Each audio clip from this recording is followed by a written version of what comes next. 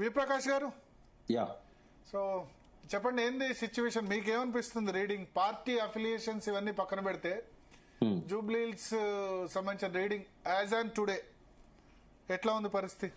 ఒకటి వాతావరణం బాగా వేడెక్కింది. ఒక వారం రోజుల నుంచి అంతకుముందున్న సిచ్యువేషన్ వేరు. ఈ వారం లోపల ప్రతి పార్టీ కూడా తమ ప్రచారాన్ని బాగా ముమ్మరం చేశాయి. తర్వాత స్టార్ క్యాంపెయినర్స్ ను డైరెక్ట్ గా ఫీల్డ్ మీద తీసుకొచ్చి మాట్లాడిస్తున్నారు. అంటే అందరూ కూడా మీరు ఇందాక ఇంట్రొడక్షన్ లో అన్నట్టుగా హద్దులు దాటుతున్నట్టు మనకు కనబడతా ఉంది స్పష్టంగా. అంటే ముందు ఎవరు మొదలు పెట్టారు అనేది పక్కకు పెడితే అందరూ మాట్లాడే దానిలో కూడా ఈ అభ్యంతరకరమైనవి చాలా వస్తున్నాయి. ఇప్పుడు మీరు లైవ్ టెలికాస్ట్ చేశారు బండి సంజయ్ గారిది. బండి సంజయ్ గారు నాకు చాలా దగ్గర, మన విఠల్ గారికి కూడా చాలా దగ్గర, వ్యక్తిగతంగా మాకు చాలా దగ్గర సంబంధాలు ఉన్నా కూడా రాజకీయంగా మాత్రం ఆయన మాట్లాడింది చాలా ఆక్షేపణీయం. అంటే ఎవరికి మత విశ్వాసాలు ఎవరి వాళ్ళకు ఉంటాయి. ఇవాళ భాగ్యలక్ష్మి టెంపుల్ కు అసదుద్దీన్ వచ్చి పూజ చేస్తాడా, అజారుద్దీన్ బొట్టు పెట్టుకుంటాడా, ఇట్లాంటి చాలా అభ్యంతరకరం. ఎలక్షన్లలో కూడా ఆ కోడ్ విషయంలో ఏమాత్రం పట్టించుకోవట్లేదు. ఇట్లా చేయడం కూడా తప్పే కదా.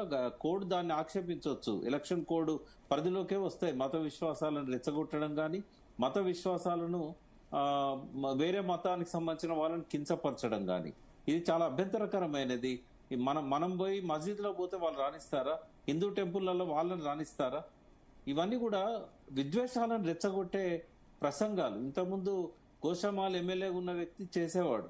ఇప్పుడు బండి సంజయ్ ఒక ఎంఓఎస్ గా ఉండి minister of state, home minister, అది కూడా దేశంలో శాంతి భద్రతలను కాపాడాల్సిన వ్యక్తే ఈ రకంగా మాట్లాడడం అనేది చాలా అభ్యంతరకరం. రెండవది ఏంటంటే, మీరు అన్నట్టుగా మాలాంటి వాళ్ళకు ముడిసరికి ఏంటంటే వివిధ సర్వేలే. ఇప్పుడు జూబ్లీహిల్స్ మీద చాలా వరకు సర్వేలు మనం చూస్తున్నాం. నాయకుల ప్రసంగాలు, సర్వేలు, ప్రజల స్పందన. కొన్ని ఛానల్స్, మీ ఛానల్తో సహా ప్రజల వాయిస్ కూడా రికార్డ్ చేసి వినిపిస్తా ఉన్నాయి. అంటే ర్యాండమ్ గా మనం రోడెంబడిపోతున్న వాళ్ళని ఆపి మాట్లాడించడం. కొంతమంది కావాలని చెప్పి ఆర్గనైజ్డ్ గా మాట్లాడించి ఎడిట్ చేస్తున్నారు. బట్ లైవ్ లో వస్తున్నాయి చూసినప్పుడు ఏంటంటే, ఒక అంచనాకు ఇప్పటికే అందరం కూడా వచ్చినామని అనుకోవచ్చు. ఎందుకంటే ఎడ్జ్ మాత్రం ఇవాళ కొంత బీఆర్ఎస్ కనబడతా ఉంది. ఏ సర్వే చూసినా కూడా ఎక్సెప్ట్ 1 or 2 సర్వేస్, అన్ని సర్వేలు కూడా 5% నుంచి 9% వరకు. కొద్దిగా కేకే సర్వే అయితే ఇంకా చాలా ఎక్కువ ఇచ్చింది, దాదాపుగా 17% వరకు ఎక్సెస్ ఉందని ఇచ్చింది. బట్ యావరేజ్ గా మనం చూసుకున్నట్టయితే 5 to 9% బీఆర్ఎస్ కి కొద్ది ఎడ్జ్ కనబడతా ఉంది ఏ సర్వేలో చూసారు. అంటే ఇండిపెండెంట్ గా సర్వే చేసే వాళ్ళు, పార్టీలతో అఫిలియేషన్ లేకుండా. పబ్లిక్ వాయిస్ కూడా మనకు స్పష్టంగా కనబడతా ఉంది. ఇవాళ న్యూట్రల్ ఓట్స్ ఉంటాయి, ఒక 15 to 20% న్యూట్రల్ ఓట్స్ ఉంటాయి. ఎవరు గెలుస్తారు అనే దాని మీద వాళ్ళ ఒపీనియన్ ఆధారపడి ఉంటది. అయితే ఇవాళ ఎప్పుడైతే కాంగ్రెస్ పార్టీ అజారుద్దీన్ కు మంత్రి పదవి ఇచ్చిందో, దానివల్ల ఏం మెసేజ్ పోయిందంటే, ఇవాళ భయపడుతున్నారు మైనార్టీస్ కి. ఇవాళ డిఫరెంట్ ఆఫ్ ఒపీనియన్ ఉంది. బిలియన్ కనెక్ట్ అనే ఒక సర్వే మైనార్టీస్ ఎక్కువ మంది బీఆర్ఎస్ వైపు ఉన్నారు అనేది వాళ్ళ ప్రజెంటేషన్ లో మనం చూసాం. ఇవన్నీ కూడా కొంత కాంగ్రెస్ ని కలవర పెడుతున్నాయి. కాబట్టి అజారుద్దీన్ కి వాళ్ళ మంత్రి పదవి ఇచ్చారు అనేది, అందులో మైనార్టీస్ సంబంధించిన శాఖను కేటాయించడం అనేది కేవలం ఆ భయంతో చేశారనేది ఒకటి మనకు స్పష్టంగా కనబడతా ఉంది. ఈ మెసేజ్ జనంలో పోయినప్పుడు ఏమవుతుందంటే, డెఫినెట్ గా ఓడిపోయేది కాంగ్రెస్ అనే ఒక మెసేజ్ పోతే, అందుకే భయపడుతున్నారు అనేది పోతే, న్యూట్రల్ ఓట్స్ కూడా టిల్ట్ అవుతాయి.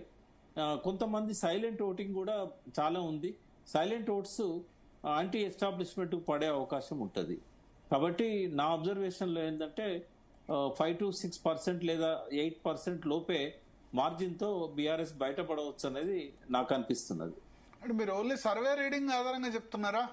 అంటే 3 చెప్పాను నేను. ఒకటి, నాయకుల ప్రసంగాల్లో కనబడుతున్న భయం, నాయకుల ప్రవర్తనలో, పార్టీల ప్రవర్తనలో, తర్వాత క్యాంపెయిన్ లో వాళ్ళు యూజ్ చేస్తున్న మెటీరియల్స్. ఉదాహరణకు 3 రోజుల నుంచి కేటీఆర్ గారు ఈ హైడ్రా బాధితుల ఆక్రందనలను కానీ, రేవంత్ రెడ్డి ఇచ్చిన హామీలను కానీ నేరుగా ఆయన ప్రసంగించే వేదికల దగ్గర ఒక 10-15 టీవీలు పెట్టి సభకు వచ్చిన ప్రజలందరికీ కూడా లైవ్ టెలికాస్ట్ చేస్తున్నాడు. ఆయన వాళ్ళు మాట్లాడిన మాటలన్నీ రీప్లే చేస్తున్నాడు.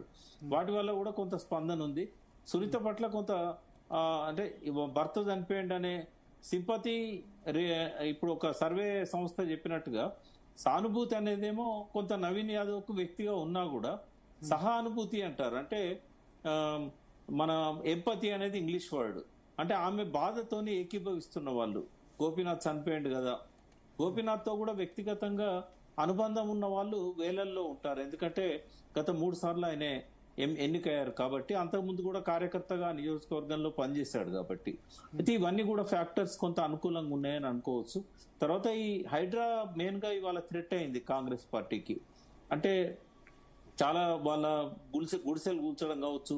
ఎందుకంటే ఇక్కడ కూడా ప్రభుత్వ స్థలాల్లో చాలా బస్తీలు వెలిసినాయి.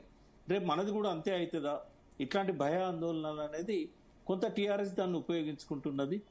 కొద్దిగా స్పెషల్ ఫోకస్ కూడా పెట్టింది. తర్వాత పథకాలు రావడం లేదు అనేది ఒకటి ఇంపార్టెంట్ పాయింట్. అయితే గతంలో ఒక 3,000 మందికి పైగా జూబ్లీహిల్స్ కాన్స్టిట్యున్సీలో ఇండ్ల స్కీమ్లు ఇంప్లిమెంట్ చేయడం జరిగింది. ఒక 3,700 కుటుంబాలకు దాదాపుగా ఇండ్లు ఇచ్చారు. ఆ నంబర్స్ అన్ని కూడా మనకు వాళ్ళ ఫోన్ నంబర్లతో సహా ఆన్లైన్ లో మనకు దొరుకుతాయి. గవర్నమెంట్ సైట్ లోకి వెళ్ళినట్టయితే ఒక్కొక్క కాన్స్టిట్యున్సీ వైజ్ గా ఎవరెవరికి ఇండ్లు ఇచ్చారు, వాళ్ళ ఫోన్ నంబర్స్ ఏంటి, ఆధార్ నంబర్స్ ఏంటి, మొత్తం డేటా మనకు ఆన్లైన్ లో ఉంది.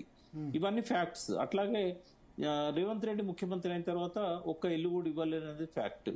వాటితో పాటుగా ఈ గోపీనాథ్ చనిపోయేదాకా అక్కడ కాన్స్టిట్యున్సీ డెవలప్మెంట్ కు రూపాయి ఖర్చు పెట్టలేదు. లోకల్ సమస్యలన్నీ అట్లాగే ఉన్నాయి. ఇవన్నీ కూడా మనము పరిగణలోకి తీసుకున్నప్పుడు సర్వేలలో వస్తున్న చాలా వరకు కూడా పబ్లిక్ స్పందనలో మనకు కనబడతా ఉన్నది. మీడియా అనాలిసిస్లలో కూడా మనకు కనబడతా ఉంది. Okay okay. తెలంగాణ విఠల్ గారు, మీ మొబైల్ హారిజాంటల్